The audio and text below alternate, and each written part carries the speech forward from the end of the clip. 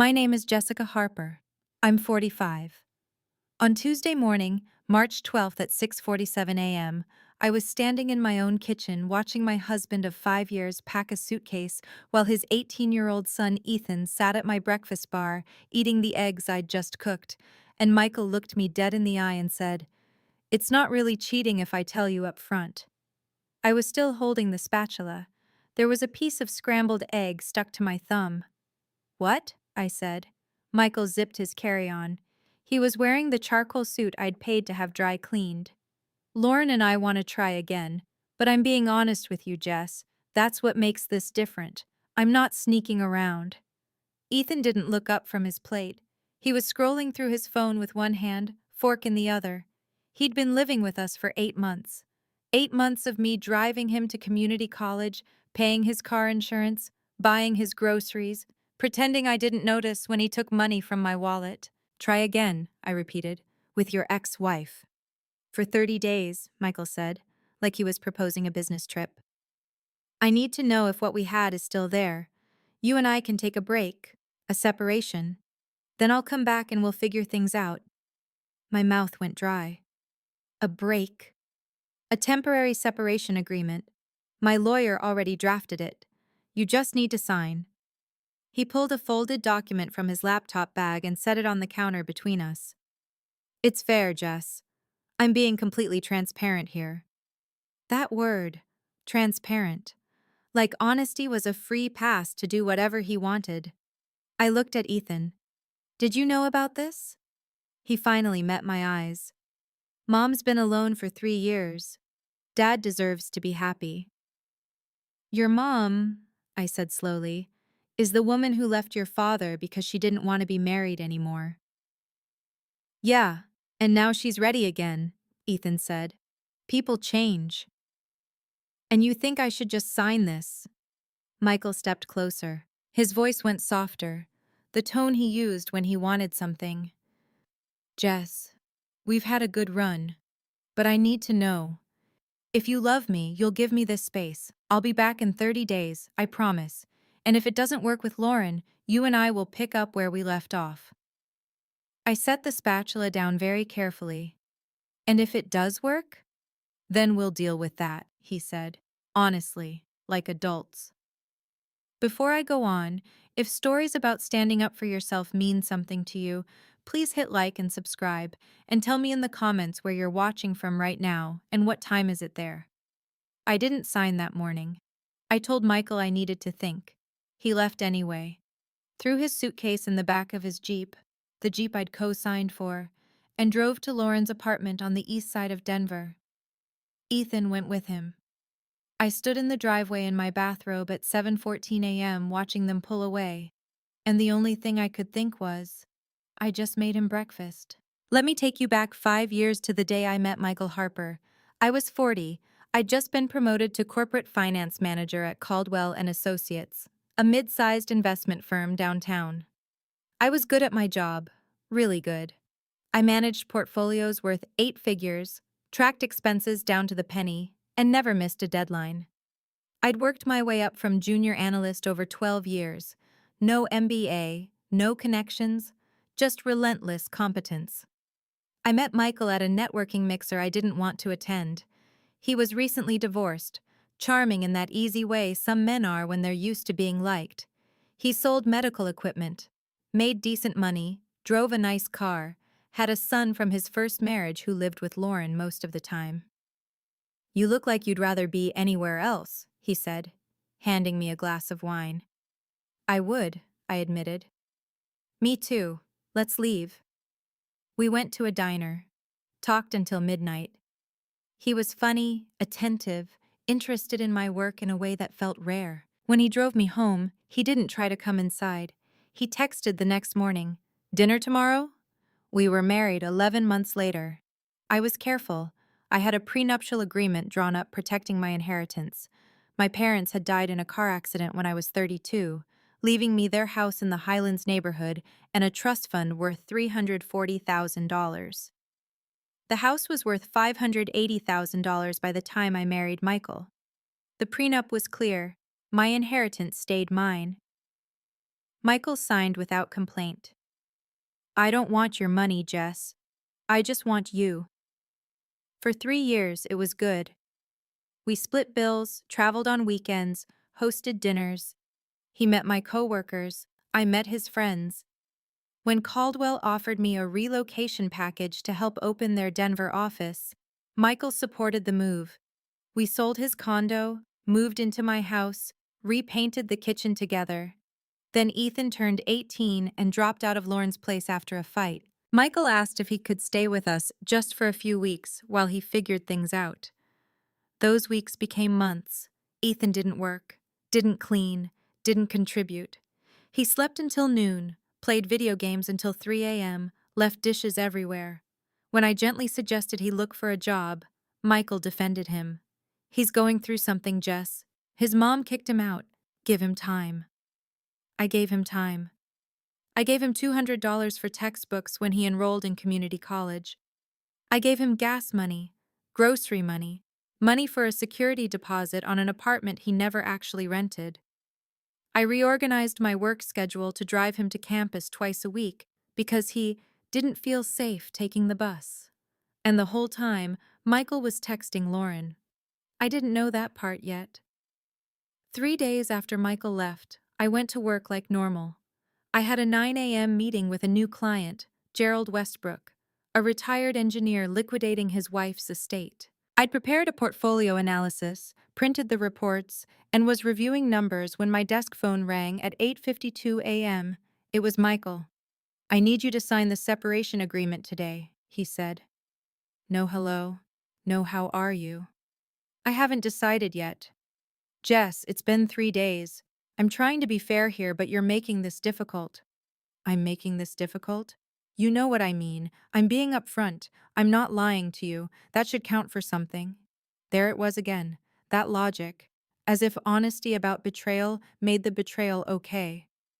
Michael, you want me to agree to let you live with your ex-wife for a month and then come back like nothing happened. I want us to take a break so I can figure out my feelings without lying to you. That's healthy, Jess. That's mature. My hands were shaking. What about my feelings? You're a strong person. You'll be fine. He paused. Look, if you don't sign by Friday, my lawyer says we'll have to file for legal separation, and that gets expensive for both of us. Just sign the paper. Make this easy. He hung up. I sat there for 4 minutes staring at my computer screen. Gerald Westbrook arrived at 8:57. I walked him through his options, explained tax implications, answered every question with the same calm competence I always brought to my work. He signed with Caldwell. When he left, he shook my hand and said, "You really know your stuff." I went to the bathroom and threw up. That Friday, I signed the separation agreement. Not because I wanted to, because Michael's lawyer sent an email with the subject line, failure to respond, and CC'd my work email. My boss saw it. She didn't say anything, but I saw the way she looked at me during our Monday staff meeting. The agreement was 2 pages. It said we were taking a 30-day break from our marriage. It said neither party would make financial claims against the other during this period. It said we'd reconvene on April 15th to discuss next steps. I signed it in my car at 11:34 p.m. in the Safeway parking lot. Took a photo with my phone, emailed it to Michael's lawyer. Michael texted 3 minutes later. "Thank you. This is the right thing." I didn't respond. For 30 days, I heard nothing.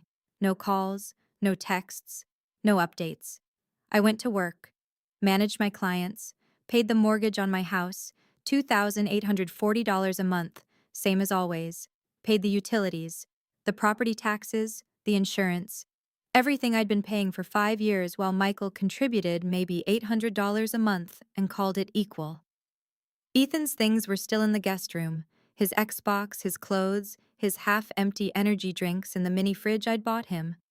I boxed everything up and put it in the garage. On April 14th, the day before our reconvene date, Michael's lawyer sent another email. Petition for divorce and asset division. My stomach dropped. The email had an attachment, a legal filing. Michael wasn't asking to come back. He was suing me for divorce, claiming the separation agreement had been signed under duress and demanding half the value of my house, $290,000, half the joint savings account, $32,000. I'd deposited my last 3 bonuses there, $62,000 total over 2 years, while Michael had contributed maybe $2,000. Lifetime spousal support of $3,500 per month. Reimbursement for Ethan's living expenses for the 8 months he'd stayed with us, $18,000. The filing claimed I'd forced him to sign the prenuptial agreement, that I'd isolated him from his family, that I'd created a hostile environment for Ethan. It claimed that I was emotionally abusive. I read it sitting at my kitchen table, read it twice. Then I called the lawyer listed on my prenup, Richard Castellano, whose office was on Spear Boulevard. He answered on the second ring. "Ms. Harper, I was wondering when I'd hear from you." "You know about this?" "Michael's attorney contacted me 2 weeks ago asking for a copy of your prenuptial agreement. I told him it was ironclad. He said he'd contest it anyway." "Can he do that?" "He can try. It won't work, but he can make it expensive." Richard paused. "Do you have documentation of your financial contributions to the marriage?" "Yes. Bank statements, my salary deposits, tax returns." "Good. Bring everything to my office Monday morning. We're going to fight this." I hung up. Sat in that kitchen for 20 minutes. Then I started gathering documents. I pulled 5 years of bank statements showing my salary deposits, $148,000 per year after taxes, every penny going into our joint account to cover bills, while Michael's freelance income, sporadic at best, barely covered his car payment and golf membership. I pulled the deed to the house, which had my name only, dated 3 years before I even met Michael. I pulled the prenuptial agreement, signed by Michael in front of a notary, with a clause stating he'd had independent legal counsel review it. I pulled receipts for everything I'd bought Ethan, $1,247 in textbooks, $890 in groceries, $340 in gas money, $200 for a gym membership he used twice. I pulled my job relocation documents showing Caldwell had offered me the Denver position in 2021, before Michael and I were even engaged, which meant he'd moved into my house, not the other way around. I put it all in a folder, labeled it Harper versus Harper. And then I did something I'd never done before. I looked up Lauren's Facebook page. She'd posted a photo 5 days earlier. Her and Michael at some rooftop bar downtown, holding cocktails, her head on his shoulder. The caption, "Second chances." Ethan had commented, "Finally, Mom deserves this." There were 47 likes. I closed my laptop. On Monday, April 17th, I met with Richard Castellano at 8 a.m. His office was small but organized, walls lined with legal books, a window overlooking the street. He was in his early 60s, gray hair, reading glasses on a chain. "Show me everything," he said. I laid out the documents.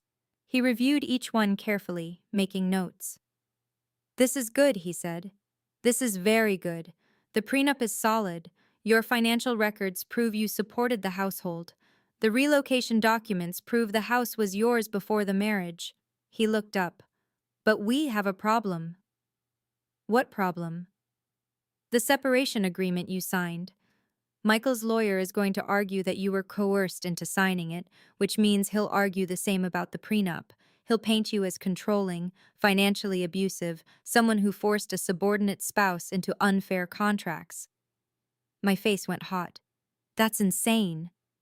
"It's a strategy. And if Ethan testifies that you mistreated him, made him feel unwelcome, threatened to kick him out, it'll look like a pattern." "I never threatened him." "Can you prove that?" I couldn't. Richard leaned back in his chair. "Here's what I need you to do. Don't contact Michael. Don't contact Ethan. Don't post anything on social media. Document everything. Every expense, every interaction, every text message. And if Ethan or Michael contacts you, record it. Colorado is a one-party consent state." "Record it?" "If they make threats, if they ask for money, if they say anything that contradicts their legal claims, I need evidence." I left his office at 9:23 a.m., feeling like I'd swallowed glass. 2 days later, Ethan called me. It was 2:37 p.m. I was in a budget meeting. I let it go to voicemail. He called again at 2:45, again at 3:02. I stepped out of the meeting and answered. What, Ethan? I need to get my stuff from the garage. It's in boxes. I'll leave them on the porch. That's not good enough. I want to come inside, get some things from my room. The guest room. My room, he said, voice hardening. The room I lived in for 8 months while you treated me like garbage. I took a breath. Ethan, I'm at work. I can't do this right now. You know what? Dad's lawyer is right about you. You're cold. You never wanted me there. You made me feel like I was a burden. I drove you to school twice a week. I bought your groceries. I gave you money. Because you had to. Because Dad made you. You didn't do it because you cared. Ethan, you're going to lose everything, Jessica. The house, the money, all of it. And when you do, I hope you remember how you treated us. He hung up. I stood in the hallway outside the conference room, phone in my hand, heart pounding. Then I remembered what Richard had said. I went to my phone settings and turned on call recording. Over the next 3 weeks, Ethan called me 6 more times. Each time he escalated. Dad says you're hiding money. We know about the offshore accounts. I didn't have offshore accounts. If you don't settle, we're going to tell the court you hit me. That last one came on May 3rd at 10:18 p.m. I was in bed. I'd worked a 12-hour day closing a client deal. I answered on speaker and hit record. You're going to tell the court I hit you. Yeah, because you did. Ethan, I never touched you. That's not what I'll say. I'll say you shoved me during an argument. Witnesses saw it. What witnesses? People at the house. Dad, Mom. Your mom was never at my house. He laughed. See how easy this is? You can't prove anything. But I can go in front of a judge and cry and say you abused me and they'll believe me. You want to take that risk? What do you want? Drop the prenup, give Dad half, and give me $50,000 for pain and suffering. $50,000? You've got it. Everyone knows finance people are loaded. Pay up or I go to the cops. I hung up. Sent the recording to Richard immediately. He called me back in 4 minutes. This is extortion, he said. This is a gift. A gift? He just tanked their entire case. I'm filing a motion to dismiss with prejudice and requesting sanctions, and we're going to play this recording in court. The mediation was scheduled for May 20th. It didn't go well. We met in a conference room at the courthouse. Me, Richard, Michael, his lawyer, a woman named Sharon Voss, who wore a suit that cost more than my car payment, and a mediator. Sharon opened with her position. Michael had been a devoted husband who supported my career, helped raise his son in my home, and signed an unconscionable prenuptial agreement under pressure. Ms. Harper isolated Mr. Harper financially, Sharon said. She controlled all household income, made unilateral decisions, and created a hostile environment for his child. The mediator, a tired-looking man named Paul, turned to me. Ms. Harper, do you dispute this characterization? Completely, I said. I have bank records showing. Bank records can be manipulated, Sharon interrupted. What we have is a pattern of behavior. Mr. Harper's son will testify that Mrs. Harper verbally abused him, made him feel unwelcome, and threatened to evict him. Richard slid a folder across the table. That's interesting. Because Ethan Harper called my client 9 days ago and threatened to fabricate abuse allegations unless she paid him $50,000. We have the recording. Sharon's face didn't change, but Michael's did. He looked at Ethan, who was sitting in the hallway outside. That's taken out of context, Sharon said quickly. I'm happy to play it, Richard said. Right now. Paul held up a hand. Let's take a break. We broke for 15 minutes. When we reconvened, Sharon's offer had changed. Michael would accept a $75,000 settlement and drop all claims to the house and spousal support. No, I said. Ms. Harper, Paul said gently, this could save you months of litigation. No, I'm not paying him for breaking my heart and then lying about it. Richard didn't blink. We're going to trial. Sharon leaned back. You're making a mistake. Maybe, I said, but at least it'll be an honest one. Michael finally spoke. It was the first time he'd looked at me all day. You know I didn't want this, Jess. You forced my hand. That phrase. It's not really cheating if I tell you up front. Like honesty was armor. Like telling me he was going to hurt me made it okay. I didn't answer. I stood up and walked out. The trial date was set for June 14th. In the meantime, I kept working, kept paying my mortgage, kept living in the house that was supposed to be my safe place and now felt like a crime scene. My co-workers knew something was wrong. My boss, Sandra, called me into her office on May 28th. Are you okay? She asked.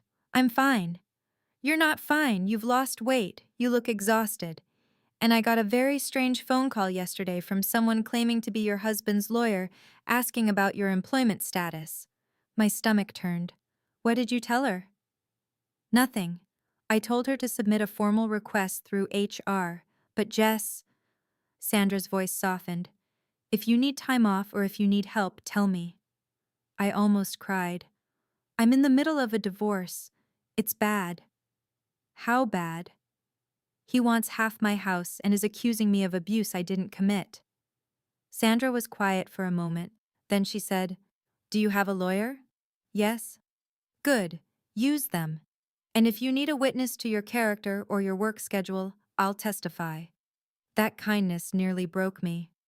On June 14th, I walked into Judge Maria Ramirez's courtroom in the Lindsay Flanagan Courthouse at 8:47 a.m. The room was smaller than I'd expected. Wood paneling, fluorescent lights, a Colorado flag in the corner. There were maybe 40 people in the gallery, other lawyers waiting for their cases, a couple of reporters, some random people who apparently had nothing better to do than watch divorces. Michael sat at the plaintiff's table with Sharon Voss. He was wearing a navy suit. His hair was freshly cut. He looked good. Ethan sat behind him in the first row. Lauren was next to him, holding his hand. I sat at the defendant's table with Richard. My hands were shaking, so I folded them in my lap. Judge Ramirez entered at 9:02 a.m. She was in her late 50s, gray hair pulled back, reading glasses perched on her nose. She had a reputation, Richard had told me, for being no-nonsense and fair. Case number 2025-DR-3381, Harper v. Harper, the clerk announced. Petition for divorce and asset division. Sharon stood. Your Honor, Michael Harper seeks dissolution of his marriage to Jessica Harper on grounds of irreconcilable differences and equitable division of marital assets. Ms. Harper is contesting? Richard stood. Yes, Your Honor. The assets in question are not marital property. They are Ms. Harper's separate inheritance, protected by a valid prenuptial agreement. I've reviewed the prenup, Judge Ramirez said. Ms. Voss, you're claiming it's unconscionable? We are, Your Honor. Mr. Harper signed under duress. Ms. Harper controlled all finances during the marriage, isolated him from decision-making, and created an environment where he had no choice but to sign. Do you have evidence of duress? We have testimony from Mr. Harper and his son that Mrs. Harper was controlling, verbally abusive, and threatened financial retaliation if Mr. Harper didn't comply with her demands. Judge Ramirez looked at me. Ms. Harper, did you threaten your husband? I stood. No, Your Honor. Did you control all finances? I earned all the income that paid our bills, my salary, my bonuses, but I didn't prevent him from working. He chose to work part-time and spend the rest of his time with his girlfriend. A murmur went through the gallery. Sharon objected. Your Honor, that's inflammatory and irrelevant. It's relevant, Richard said, because Mr. Harper initiated this divorce after spending 30 days living with his ex-wife, which he claimed was a trial separation, and then immediately filed for half of Miss Harper's premarital assets. Judge Ramirez held up a hand. Let's hear from Mr. Harper. Sir, take the stand. Michael stood and walked to the witness box. He was sworn in. Sharon questioned him first, asked about our marriage, how I'd pressured him to sign the prenup, how I'd belittled him when he tried to contribute, how I'd made Ethan feel unwelcome. She told him he was useless, Michael said.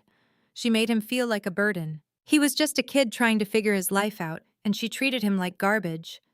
Did she ever threaten you? All the time. She said if I didn't do what she wanted, she'd divorce me and I'd get nothing. I felt my face burn. Then Richard stood for cross-examination. Mr. Harper, you signed the prenuptial agreement on August 3rd, 2020. Is that correct? Yes. And you had a lawyer review it before you signed? She said I needed a lawyer, but I couldn't afford one, so I just signed. You couldn't afford a lawyer, but you drove a $45,000 Jeep that Ms. Harper co-signed for? Michael hesitated. That was different. You also had a golf club membership that cost $2,400 a year, correct? I needed that for networking. Did your networking ever result in income? Sometimes. Richard pulled out a document. I have your tax returns from 2020 through 2024. Your total reported income over 5 years was $63,000. Ms. Harper's income over the same period was $740,000. Does that sound accurate? Michael's jaw tightened. She made more money. That doesn't mean she wasn't abusive. Let's talk about abuse. You initiated a temporary separation on March 12th of this year. Where did you go? To my ex-wife's apartment. And what was the nature of that visit? We were reconnecting. Reconnecting? Were you in a romantic relationship with your ex-wife during the separation? We were exploring our feelings. Mr. Harper, yes or no? Were you in a sexual relationship with Lauren Harper during your marriage to Jessica Harper? Sharon objected. Relevance, Your Honor. It's relevant to his claim of good faith in this divorce, Richard said. Judge Ramirez nodded. Answer the question, Mr. Harper. Michael looked at Lauren, then at me. Yes, but I told Jessica up front. I was honest. The courtroom went dead silent. You told her up front, Richard repeated. You told your wife you were going to have an affair, and therefore it wasn't really an affair? It's not cheating if everyone knows about it. Someone in the gallery laughed, then caught themselves. Richard didn't smile. Did Ms. Harper agree to this arrangement? She signed the separation agreement. After you told her that if she didn't, you'd file for legal separation and make things expensive for her? I was trying to be fair. Fair. Richard turned to Judge Ramirez. Your Honor, I'd like to enter Exhibit D, recordings of 9 phone calls between Ethan Harper and Ms. Harper made between April 18th and May 3rd. In these recordings, Ethan Harper threatens to fabricate abuse allegations unless Ms. Harper pays him $50,000. Sharon shot to her feet. Objection. Those recordings were obtained in a one-party consent state where Ms. Harper had every right to record her own phone calls, Richard said. I've submitted the authentication affidavits. Judge Ramirez looked at her clerk. Play Exhibit D. The clerk pulled up the audio file. Hit play.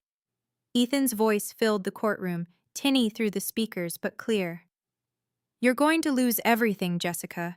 The house, the money, all of it. Then the May 3rd call. I'll say you shoved me during an argument. Witnesses saw it. What witnesses? People at the house. Dad. Mom. Your mom was never at my house. See how easy this is? You can't prove anything, but I can go in front of a judge and cry and say you abused me, and they'll believe me. The recording ended. The courtroom was silent. Judge Ramirez turned to Ethan, who had gone completely white. Mr. Harper, you're 18 years old. That means you're an adult. Stand up. Ethan stood slowly. Did you make these statements? I was angry. She kicked me out. Yes or no? Did you threaten to fabricate abuse allegations in exchange for $50,000? Ethan looked at Michael. Michael looked at the floor. Answer the question, Judge Ramirez said. Yes, Ethan whispered. Louder. Yes, Judge Ramirez turned to Sharon. Ms. Voss, does your client wish to proceed with claims of abuse? Sharon was already packing her briefcase. No, Your Honor. Good, because I'm referring this recording to the DA's office for possible extortion charges. She looked at Michael. Mr. Harper, I've seen a lot of things in this courtroom, but this might be the most breathtaking display of entitlement I've witnessed in 20 years on the bench. Michael opened his mouth. Nothing came out. You want me to believe your wife was abusive because she paid the bills while you lived off her income and conducted an affair. You want me to believe she forced you to sign a prenuptial agreement, even though you had the resources to hire a lawyer. And you want me to reward you with half of her premarital inheritance. Judge Ramirez picked up the prenuptial agreement and held it up. This document is legal, binding, and ironclad. You signed it voluntarily. You benefited from Ms. Harper's income for 5 years while contributing almost nothing. And now you want a participation trophy for honesty? She set the document down. Here's my ruling. Divorce granted on grounds of adultery. The prenuptial agreement stands. Ms. Harper retains all premarital assets, including the house at 2847 North Wyandotte Street, and all inheritance funds. The joint savings account will be divided 80-20 in Ms. Harper's favor, as that reflects her actual contributions based on the records submitted. Mr. Harper will receive $6,400. No spousal support. No reimbursement for expenses related to Ethan Harper, who was an adult resident, not a dependent. Michael's face crumbled. Your Honor, I'm not finished. You will return the Jeep that Ms. Harper co-signed for, as you are 6 months behind on payments, and she is liable for the debt. You will also pay Ms. Harper's legal fees in the amount of $18,500. And if I see you back in this courtroom on anything resembling this claim, I will hold you in contempt. She banged her gavel. We're done here. The courtroom erupted in murmurs. One of the reporters started typing furiously. Michael turned and looked at me, really looked at me, and for the first time in 5 years, I didn't feel the need to apologize. I stood up, shook Richard's hand, walked past Michael, past Ethan, past Lauren, and out into the hallway. The next week felt like waking up from surgery. Michael moved out of Lauren's apartment. Ethan stopped calling. The Jeep was repossessed from a gas station on Colfax, and the dealership sent me a letter confirming the debt was satisfied. I changed the locks on my house, repainted the guest room, donated Ethan's Xbox to Goodwill. On June 22nd, I went back to Richard's office to sign the final divorce decree.